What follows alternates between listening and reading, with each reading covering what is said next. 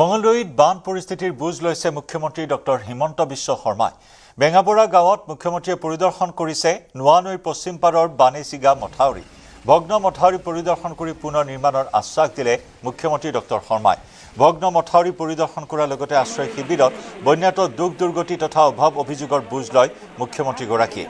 মুখ্যমন্ত্ৰীৰ লগত উপস্থিত থাকে মন্ত্ৰী অশোক সিংঘাল, মন্ত্ৰী নীলিমা দেৱী আৰু বিধায়ক পৰমানন্দ ৰাজবংশী। ভূটানৰ পৰা নামি অহা নোৱানৈৰ বাঢ়নি পানীয়ে মথাউৰি ছিঙি পেলোৱাত প্লাবিত হৈছিল কেইবাখনো গাঁও।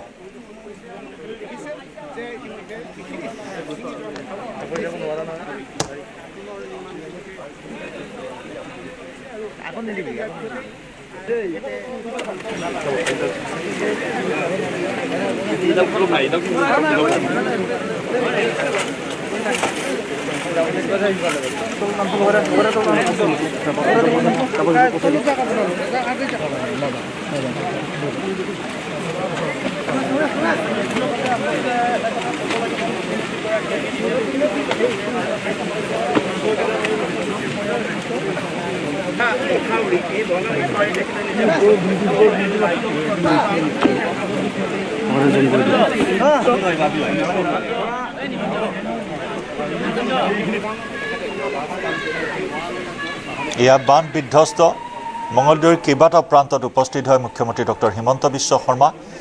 ভূটানৰ পানীৰ ফলত উফন্দি উঠিছে নোৱানৈৰ বাঢ়নি পানীয়ে মুহূৰ্তৰ ভিতৰতে মথাউৰি ছিগি পেলাইছিল আৰু সেই স্থানত আজি উপস্থিত হৈ মুখ্যমন্ত্ৰীগৰাকীয়ে ভগ্ন মথাউৰি পুনৰ মেৰামতি কৰি দিয়াৰ আশ্বাস প্ৰদান কৰে আৰু একেদৰে বান বিধ্বস্ত এইসকল লোক যি নেকি আশ্ৰয় শিবিৰত বৰ্তমান হাহাকাৰ কৰি আছে, বান পীড়িত লোকৰ সৈতে মত বিনিময় কৰি সকলো সমস্যা সমাধানৰ আশ্বাস প্ৰদান কৰে মুখ্যমন্ত্ৰী ডক্টৰ শৰ্মাই।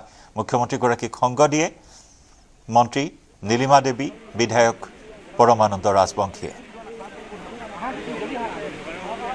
আজি নোৱা নদীৰ পানীয়ে আমাৰ মথাউৰিটো ভাঙি লৈ যায়, ৰাইজৰ যথেষ্ট অসুবিধা হৈছে।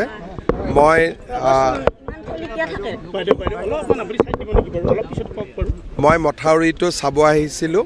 আমাৰ মন্ত্ৰী অশোক সিংঘাল, নীলিমা দেৱী আৰু বিধায়ক পৰমানন্দ ৰাজবংশীও আছে।